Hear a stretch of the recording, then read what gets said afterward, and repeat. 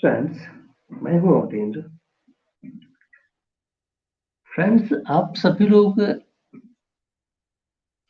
कई दिनों से हमारे सुप्रीम कोर्ट में जो ड्रामा चल रहा है इलेक्टोरल बॉन्ड्स को लेकर के, उसके बारे में आपने सुना ही होगा। किस तरह से एडवोकेट्स ने एक नाटकीय ढंग से, ड्रामेटिक ढंग से चीजों को प्रेजेंट किया, डिनाई करने की कोशिश की, ऑब्स्ट्रक्शन करने की कोशिश की, मैक्सिमम प्रॉब्लम क्या क्रिएट कर दी जाए कि सारी डिटेल्स को पब्लिश ना किया जाए। Mister Solvay, Harish Solvay, senior advocate of supreme court of India, ने जो ड्रामा प्रेजेंट किया, जो वाकई एक बेहतरीन क्लास का ड्रामा उन्होंने प्रेजेंट किया सुप्रीम कोर्ट में। हर एक डिटेल के लिए ड्रामा क्या था। कोर्ट में नाचने वाला ड्रामा नहीं होता। कोर्ट में शब्दों और बहस और दलीलों के प्रति ड्रामा होता है। अपने अधिकारों को मैक्सिमम आप एक्सप्लॉइट करने की कोशिश करते हैं। जो आपका अधिकार नहीं है उससे कहीं ज्यादा पाने की कोशिश करते हैं। ये उन्होंने किया। सुप्रीम कोर्ट ये आदेश उनको दे चुका था कि आपको all the details related to, complete detail related to electoral bonds को एसबीआई को सबमिट करना है within a time limit to election commission of India. ये डायरेक्ट और कैंडिड इंफॉर्मेशन थी। साफ शब्दों में, कैंडिड वर्ड में उन्हें समझाया गया था। इस पर कोई दलीलों बहस की जरूरत नहीं थी। लेकिन इन लॉयर्स ने एक और डिले करने की कोशिश की, जानते हुए कि कोर्ट वही कहेगा जो पहले कह चुका है। एक अजीब हमारे कोर्ट सिस्टम की बात है। हमारे लॉयर्स की जो इंटीग्रिटी है ऑल ओवर द इंडिया, वो लोअर कोर्ट्स हो या हाई कोर्ट्स हो या डिस्ट्रिक्ट सेशंस कोर्ट्स है, वहां पे जो लॉयर्स हैं उनकी अपनी इंटीग्रिटी जो है वो क्वेश्चन है। The basic purpose of integrity that the lawyers and advocate barristers must should have, क्या जस्टिस को, how to find out justice, deliver justice quickly, ensure justice quickly. ये हर जज का भी रिस्पॉन्सिबिलिटी है, प्लस एडवोकेट्स की रिस्पॉन्सिबिलिटी है कि फॉलोइंग फैक्ट्स को एग्जामिन करते हुए और कोर्ट के दिए गए आदेश को completely in letter and spirit follow करते हुए, नॉट ओनली लेटर, उसकी स्पिरिट भी होनी चाहिए और मैक्सिमम उसको हेल्प करनी चाहिए कोर्ट को कि वो उचित कंक्लूजन पर आए, राइट जजमेंट करे, ना कि उसमें ऑब्स्ट्रक्शन पैदा की जाए।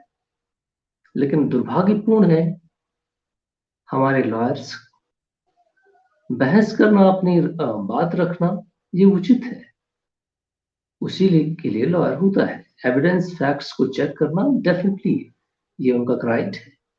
लेकिन deliberate purpose to delay to deviate the court, ये हमारे लॉयर्स की एक अजीब ढंग बन गया है।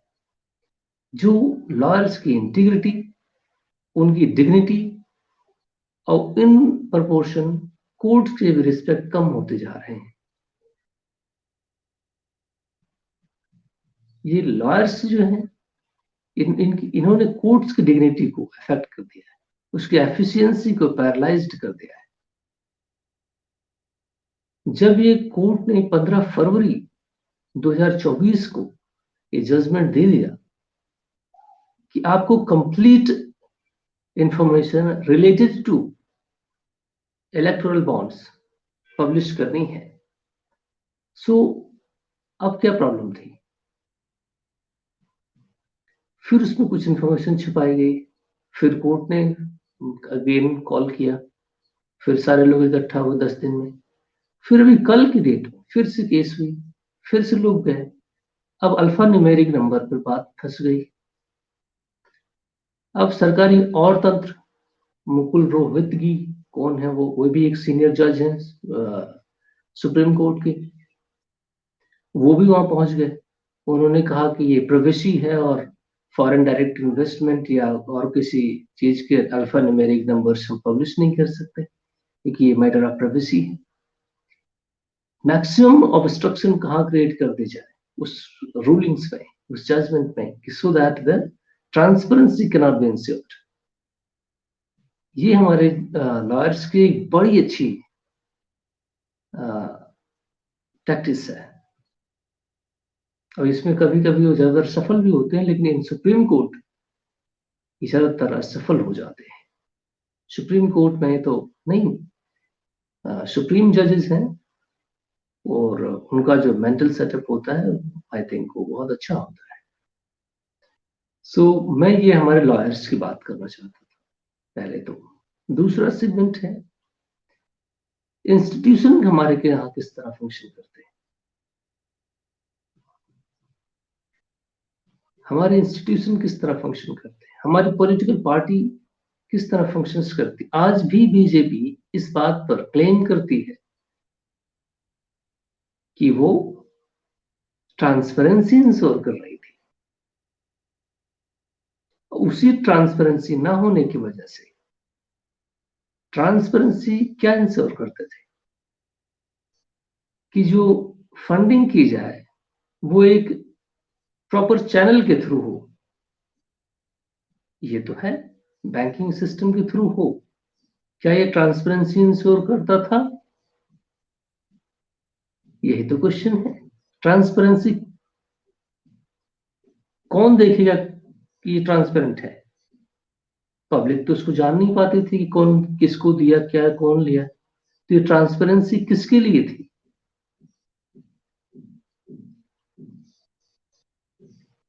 टॉप 20 कंपनीज अगर आप डेटा देखें तो 50% इलेक्टोरल बॉन्ड्स उन्होंने बाय किए हैं, केवल 20 कंपनीज।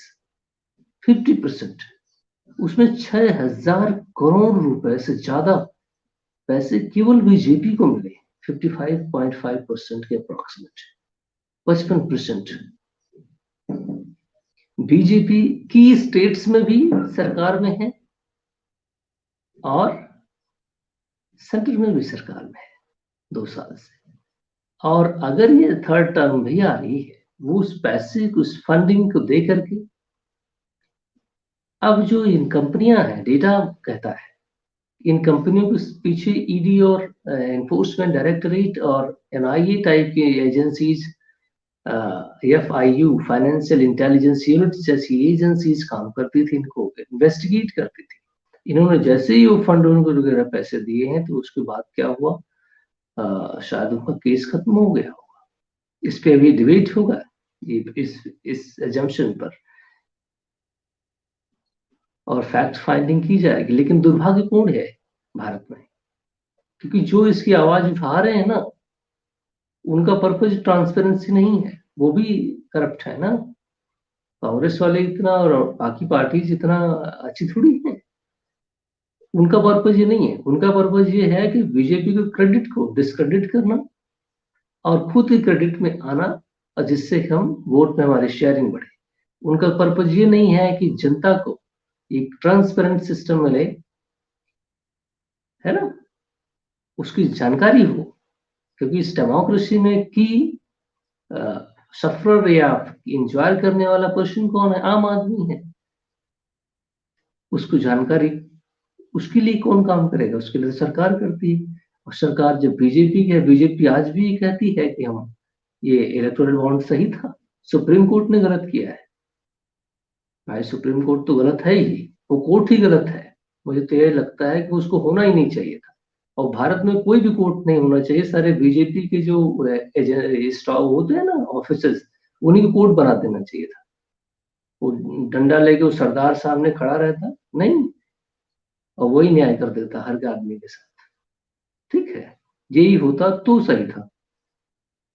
ये दुर्भाग्यपूर्ण है हमारे देश में कि ऐसे मेंटेलिटी के लोग इस देश के सिस्टम में हैं, जिसको गवर्न करते हैं।